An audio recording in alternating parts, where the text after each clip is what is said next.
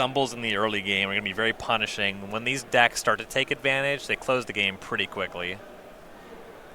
So yeah, moving on to sideboarding for the players as they will go. We're looking. I want to look at Orlando Lucas's list. So the thing that's been neat about the black-green decks is they've all been a bit different. And as we mentioned, was something about standard. He is on cards like Karn in the main deck. Midnight Reapers, multiple in the main deck, full 4 Wild Growth Wanderers. He's a bit lower to the ground than some of the lists we've seen.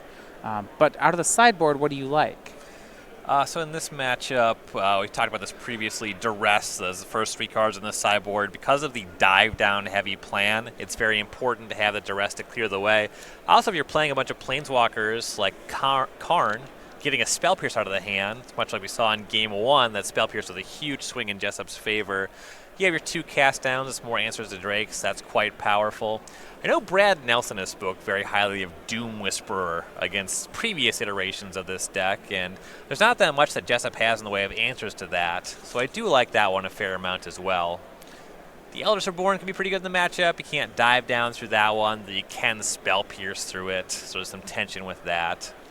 Don't mind Assassin's Trophy as another removal spell. I have to agree. I like that. What I've been impressed at Golgari are those 2-mana removal spells. Ways to take care of the Drakes have really felt like they're at a premium. Yes.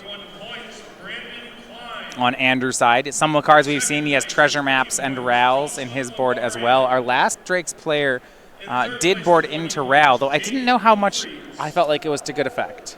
The way that game played out, we saw a bunch of Drakes and other creatures in hand, which lowered Ral's efficacy. If you can keep the battlefield relatively even, and certainly if you can gas up your graveyard to have Ral that can do 4 or 5 damage when you activate it, it can actually be pretty impactful in the matchup. It also is able to win the game more or less on its own with its emblem. And specifically, once Jessup sees these Doom Whisperers, then you want Ral. That's one of very few clean answers to that card in his deck. Yeah, so we see that one. Star of Extinction. That's something we generally see out of Jeskai, but do you like it here? Yeah, and that's primarily going to be here for the Golgari matchup. Carnage Tyrant's the big one to take care of. The deck can also go wide with a bunch of Explorer creatures, and you knock these Planeswalkers off, too. All right.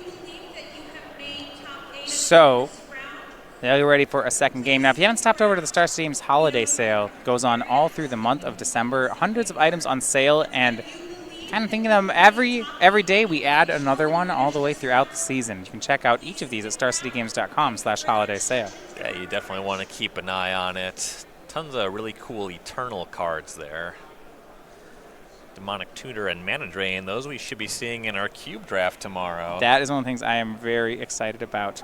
So for those of you who aren't aware, all through the rest of SCGCon, there have been events where the winners are qualifying for a Sunday Cube draft. It is a vintage cube. It will be broadcast after our top 8 tomorrow. We'll broadcast the draft and the matches live. It's going to be a lot of fun. Very excited for that. Yeah.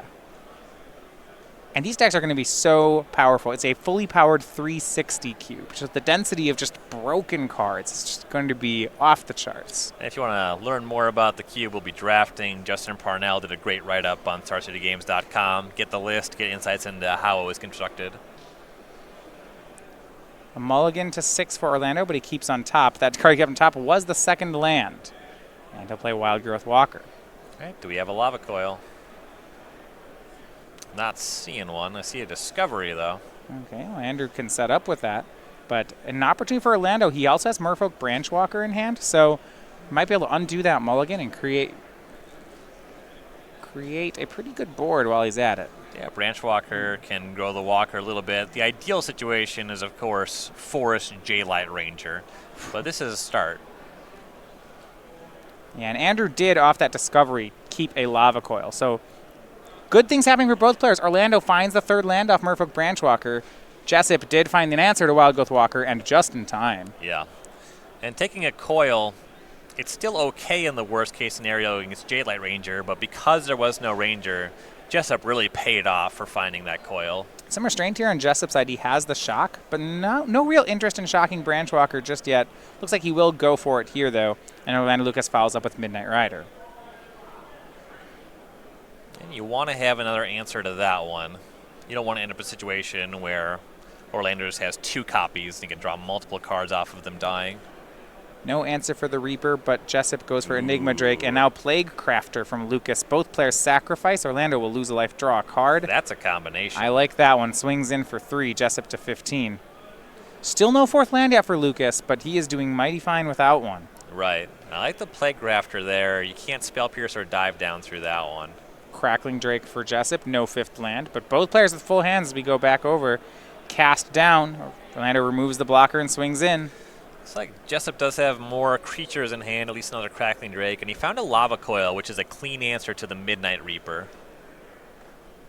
Yeah, gonna go for another Crackling Drake. This one, though, he's got to dive down. So, though the last Drakes have all hit the graveyard, this one should be able to stick. Well, if Orlando was hitting land drops, he does have an Eldritch Reborn, but that is not the case. Cast down, and Andrew says no, dive down.